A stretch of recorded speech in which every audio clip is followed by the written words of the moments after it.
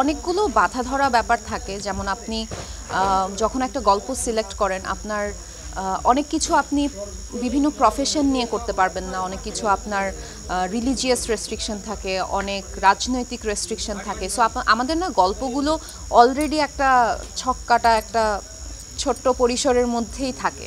এবং ধরেন যে আপনি যেই গল্পই করেন, আমাদের আপনি নায়ক নায়িকাকে তো আপনি ইউনিভার্সিটি গোয়িং স্টুডেন্টস দেখাতে পারবেন, হাজব্যান্ড ওয়াইফের গল্পগুলো দেখাতে পারবেন। সো অনেক সময় হয় যে হ্যাঁ, যেটা হয় যে একই রকম মনে হতে পারে, বাট গল্পের ভিতরের প্লটগুলো কিন্তু আলাদা, এবং সেটা আমরা পুরোপুরি চেষ্টা করি আলাদা রাখার, কারণ যেহেতু কাস্টিংগুলো একই রকম থাকে এবং আমাদের তো শুটিংয়ের হাউসগুলোও অনেক কম।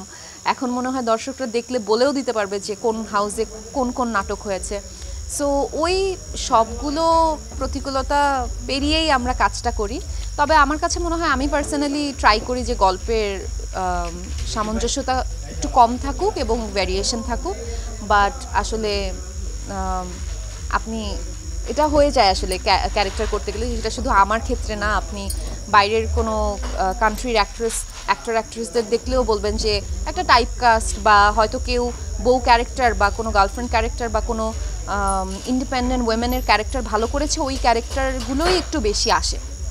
সো এটা পার্ট অফ দ্য জব।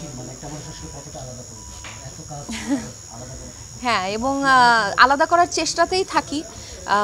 সবসময়ই ট্রাই করি যে ভাষাগত দিক থেকে হোক, চালচলনের দিক থেকে হোক, কস্টিউমের দিক থেকে হোক, বডি ল্যাঙ্গুয়েজের দিক থেকে হোক, কোনো না কোনোভাবে আলাদা করার চেষ্টা সবসময়ই থাকে। এবং এই চেষ্টা থেকেই আমি কিন্তু রিসেন্টলি ঢাকাইয়া ভাষা শিখেছি, নোয়াখালীর ভাষা, এগুলো কিন্তু আমার জানা ছিল না, কাজ করতে করতেই কোয়ার্টিস্টদের থেকেই শেখা হয়েছে, খুলনার ভাষা।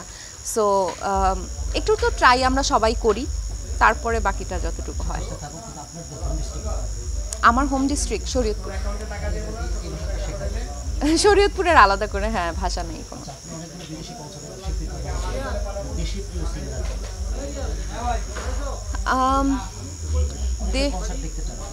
দেশে প্রিয় সিঙ্গার আমি বলবো, অনেক আগে থেকে আমি অর্ণবের গান শুনি।